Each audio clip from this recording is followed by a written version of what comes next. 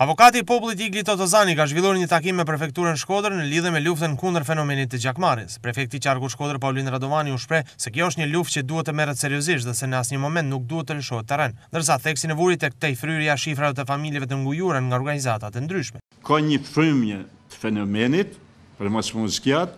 Këtë e kam vënë sidomos re kur kam kërkuar listat me rastin e ndihmës familjeve që janë ngujuar.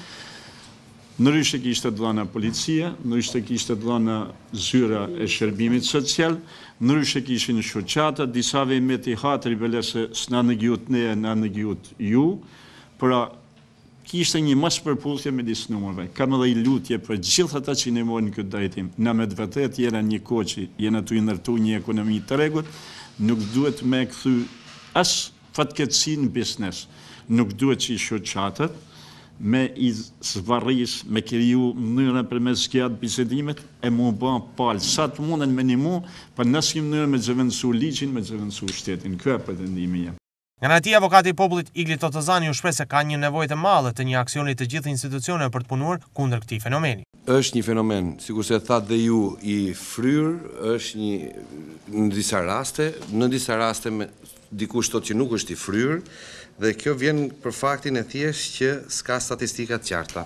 Dhe nga gjithë takimet që ka dalë, nga gjithë takimet që kemi bërë ne, ka dalë që nuk janë statistika gjithmonë të qarta. Dikush ka një shifër caktuar, dikush ka një institucion tjetër, ka një shifër tjetër.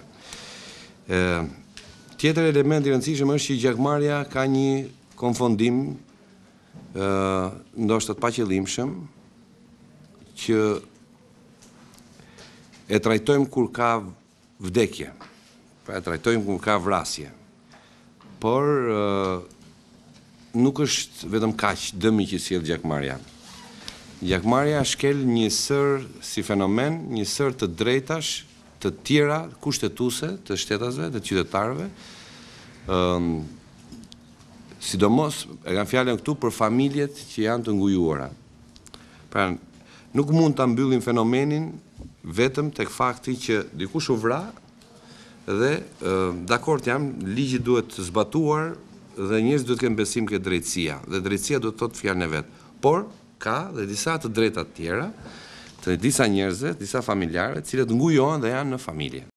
Në takim merrin pjesë përfaqësuesë institucione vendore, si dhe përfaqësues policisë dhe drejtuesët të gjykatave të Shkodrës, si dhe u nënshkruan një memorandum bashkëpunimi mes institucioneve dhe avokatit të popullit për luftën kundër gjakmarrjes.